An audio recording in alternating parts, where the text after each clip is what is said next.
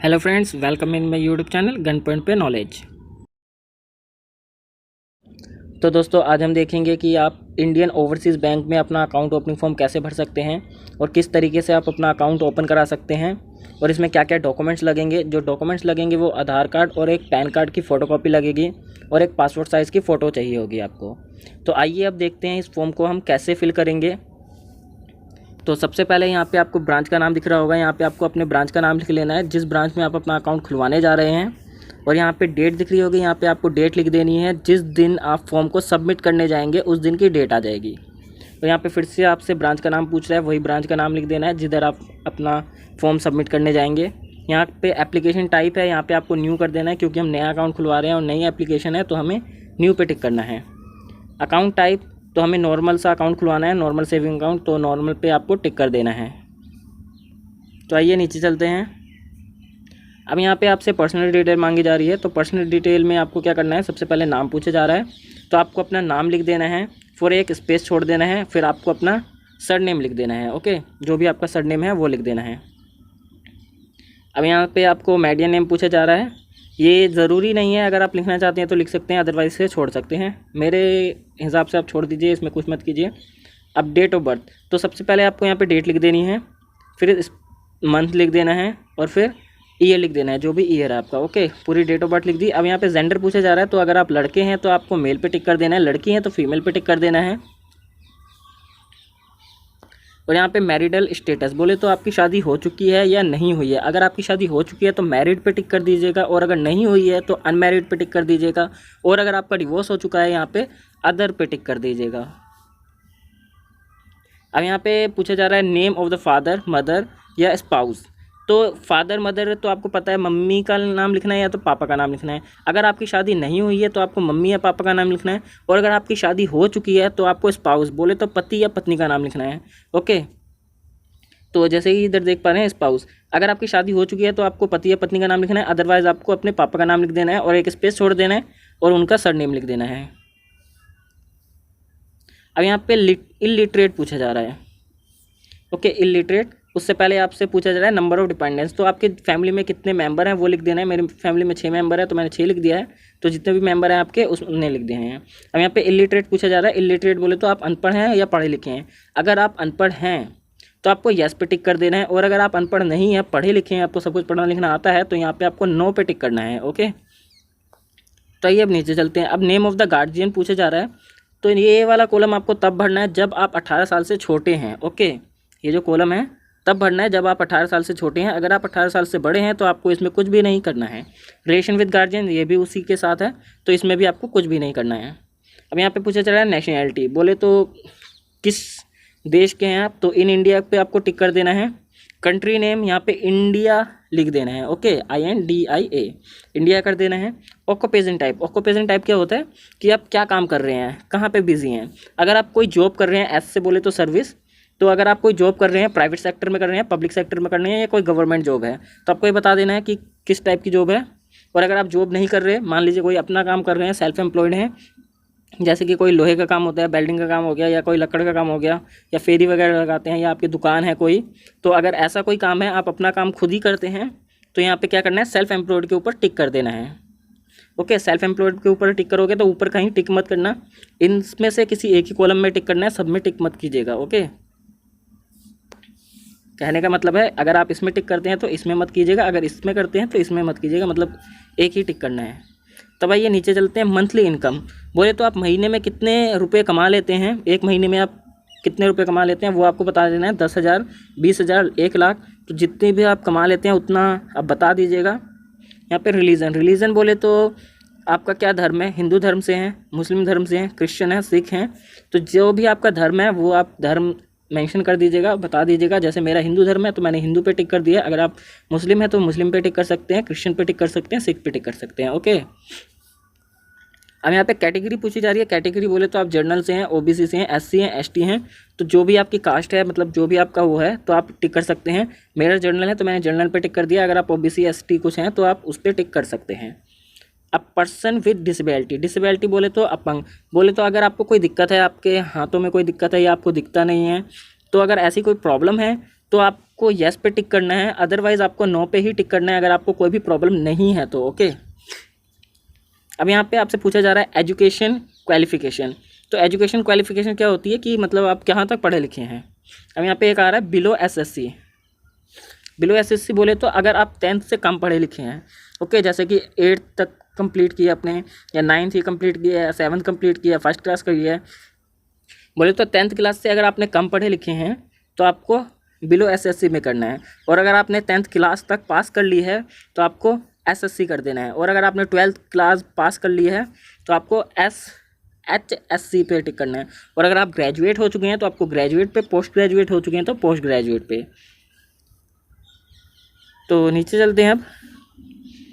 अब यहाँ पे पूछा जा रहा है please tick the application box. तो इसमें से आपको सिर्फ नन पे टिक करना है और किसी पे टिक मत कीजिएगा, इसको आप छोड़ दीजिएगा। अब यहाँ पे सिटी या प्लेस ऑफ बर्थ बोले तो आपका जन्म कहाँ पे हुआ है वो पूछा जा रहा है। तो मेरा दिल्ली में हुआ है, मैंने दिल्ली लिख दिया है। तो आपका जिस भी शहर में जन्म हुआ है तो वो शहर का आपको नाम लिख देना है, दिल्ली, मुंबई, पंजाब, हरियाणा, जहाँ पे भी आपका जन्म है। और यहाँ पे आपको यस पे टिक कर देना है। ओके, यस पे किस लिए टिक किया जा रहा है, ये पूछा जा रहा है कि क्या आप इंडिया के अलावा और कहीं टैक्स तो नहीं देते हैं। तो ये बात सही है कि हम इंडिया के अलावा और कहीं टैक्स नहीं देते हैं, इसलिए हमने यस पे टिक कर दिया है। ओके, अब यहाँ पे आपसे पैन कार्ड का नंबर मांगा जा रहा है। तो यहाँ पे आपको अपने पैन कार्ड का कंप्लीट नंबर लिख देना है, जो भी आपका पैन कार्ड का नंबर है पैन कार्ड के ऊपर आपको दिख जाएगा।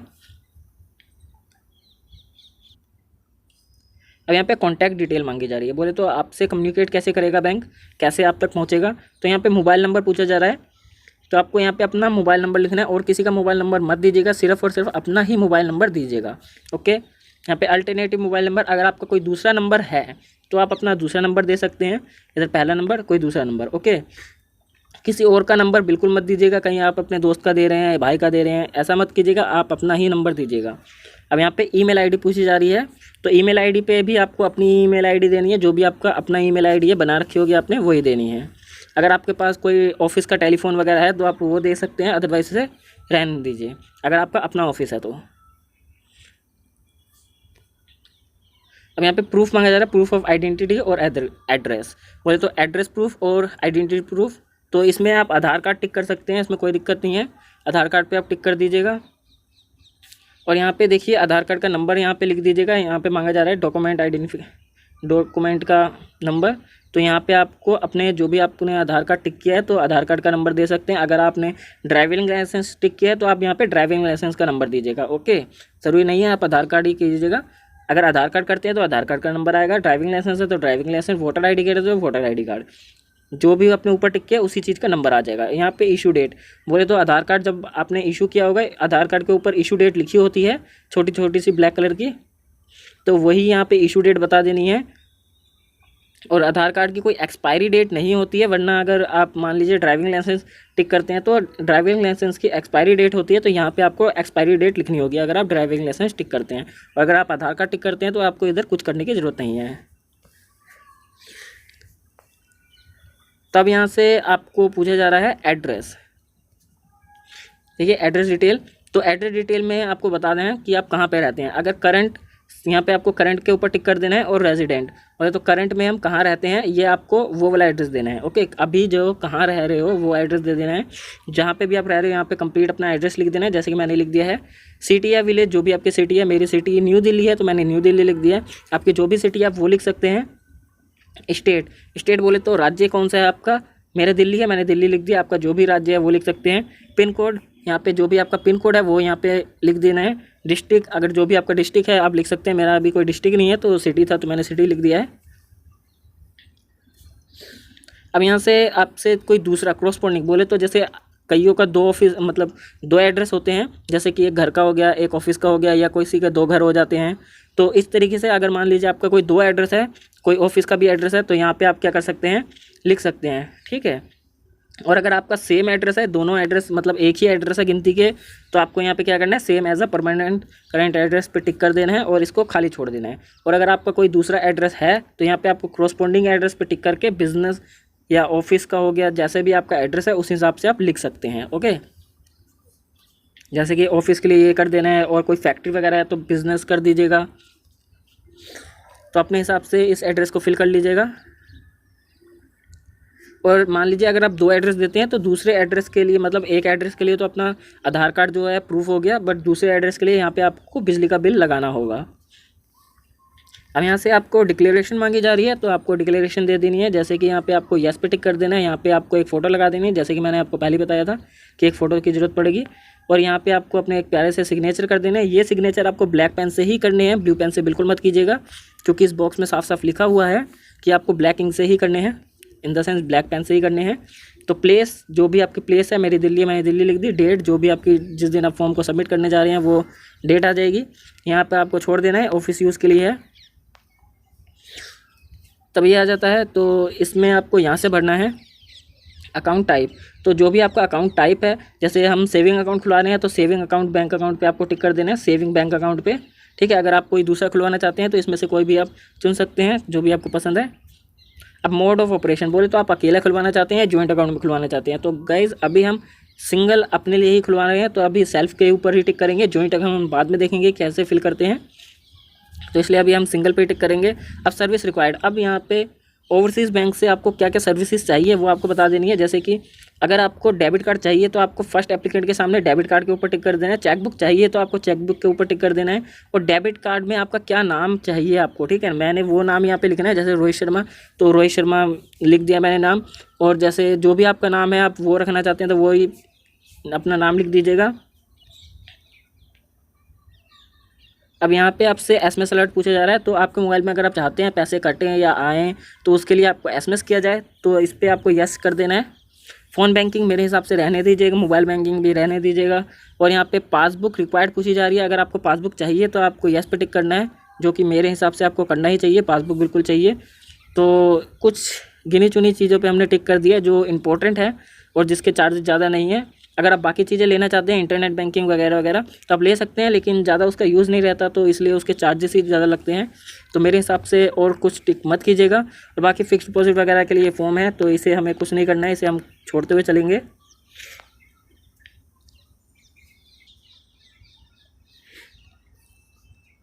तो अब बात आ जाता है DA1 बोले तो नॉमिनेशन फॉर्म।